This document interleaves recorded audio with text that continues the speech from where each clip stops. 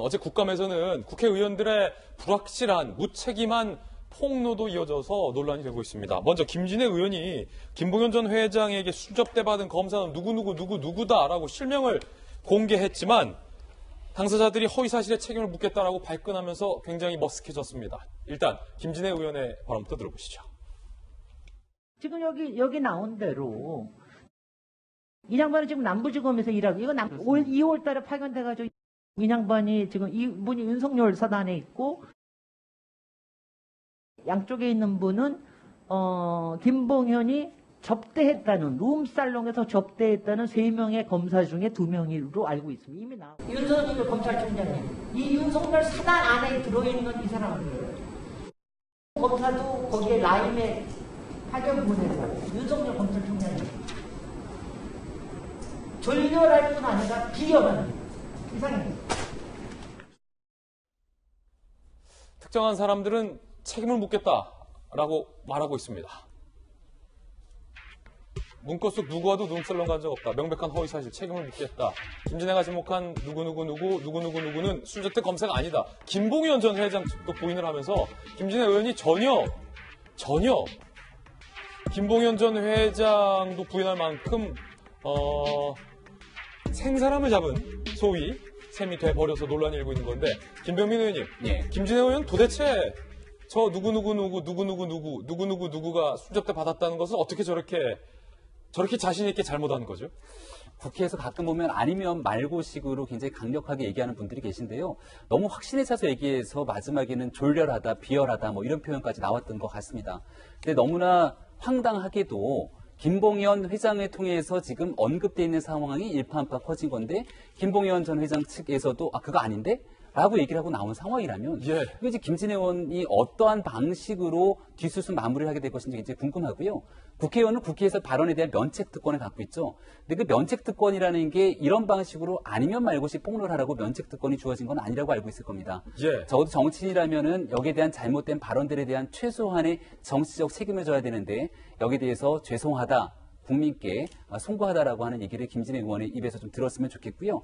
그리고 가장 안타까운 건 이런 식의 무책임한 폭로가 나오게 되면 결국 이걸 통해서 기사화되고 이 부분들이 세상의 중심의 뉴스로 쏟아지지 않습니까? 정작 중요한 건 국정감사장에서 거듭 말씀드리지만 국민께 피눈물을 나게 했던 이 펀드 사기 사건에 연루되어 있는 상황이 무엇인지를 밝혀내야 되는데 그 중요한 국정감사장을 이러한 방식으로 허비하게 만들었던 김진애 의원님에 대해서 정말 참 안타까운 굉장히 비판적인 평가를 내릴 수밖에 없다는 점을 말씀드려야 될 것 같습니다. 김광석 변호사님, 어디선가 김진애 의원이 들었기 때문에 소위 기자로 치자면 뭐 소스가 있었기 때문에 저렇게 자신 있게 다른 사람의 이름을 막 불렀던 거잖아요. 근데 자신 있어요. 너무 자신 있어요.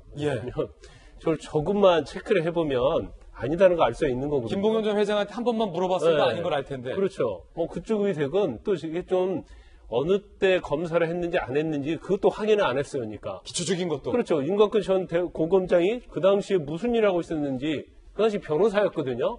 그럼 기초적으로 개업을 언제 했고 그걸 인터넷 들어가가지고 딱 보면 알 수 있는 거거든요. 그럼에도 불구하고 너무 과감한 거예요. 막 사진까지 해놓고 뭔가 내가 이 정도의 이렇게 얘기를 하면 모든 언론이 나를 지목하고 난리 나겠지? 근데 결과적으로 그게 사실이 아닌 걸로 밝혀져서 본인은 이제 자지러 가는 문제로 또 비화가 되잖아요. 보니까 그냥 무조건 폭로만 하겠다는 그런 의원들이 좀 많이 있는 것 같아요. 여당이 됐건 야당이 됐건. 그리고 어떤 의원은 보니까 뭐 김진애 의원인지 누구였는지는 내가 기억이 잘 안 나는데 이 라임이 어디에서 수사하는지도 모르고 있어요. 그래서 다 같이 뭐 남부지검에서 수사하는 걸 알고 그걸 전제로 이 얘기하는 또 국회의원이 있고 공부가 안 돼 있는 거예요. 그리고 결과적으로 화력은 어디로 가느냐? 여당은 윤석열 총재에 대한 비판. 야당은 무조건 추미애 장관에 대한 비판. 그 추미애 윤석열만 무조건 비판하면 지지자들로부터 나는 좋은 점수를 얻는다. 그런 잘못된 생각을 하고 있는 것 같습니다. 그래서 결과적으로 보니까 이번 국감은 굉장히 오보를 많이 하는 국감의 어떤 특성을 지니고 있다 이렇게 봐요. 그 오보가 야당에서도 나왔습니다. 유상범 의원이 옵티머스에 투자한 여권 인사의 이름이 여럿 있다며 주장을 한 건데요. 그건 역시 사실이 아니었습니다. 옵티머스 자산운용에서 운영한 이 펀드 하자 치유 문건에 보면 아주 중요한 내용이 나옵니다. 이혁진 문제 해결 과정에서 도움을 줬던 정부 및 여당 관계자들이 프로젝트 수익자로 일부 참여되어 있고 펀드 설정 및 운영 과정에서도 관여가 되어 있다. 이렇게 기재가 돼 있어요. 그런데 우리가 확인을 해보니 민주당 인사 및 청와대 관계자들이 이름이 여럿 나옵니다. 동명이인일 가능성이 충분히 있습니다. 이 동명이인인지 여부 확인했어요? 문건에 관한 수사는 저희가 진행하고 있습니다. 3개월간 여기에 대해서 전혀 언급이 안 된 걸로 봐서는 서울중앙검사장의 수사 의지가 전혀 없는 것이라고 지금 판단을 하고 있습니다. 유산범 의원이 말했던 것처럼 동명이인이 많았습니다. 결국 잘못된 추측이었다는 거죠. 법적 대응을 예고했습니다. 동명이인일 뿐. 최인호 민주당 대변인은요, 유상범 의원이 공개한 옵티머스 명단 대부분 허위, 가짜뉴스 제조, 공개 사과하라라고 비판을 하고 나섰습니다. 자, 박수현 전 의원님, 네, 어떻게 보십니까? 글쎄, 제가 그 명단에 나온 당사자여서 좀 황당하기도 하고. 저희가 일부러 이름을 좀 공개하지 않았는데. 그렇습니다. 예. 뭐 실명을 공개하지 않는 채널A 입장에 대해서 경의를 표하고 그렇습니다.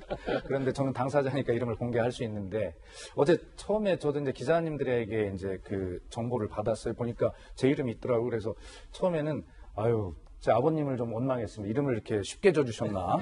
흔한 이름이구나. 이렇게 생각을 하고 그냥 넘어가려고 했는데. 옵티머스 펀드 투자하신 게 아니죠? 그렇습니다.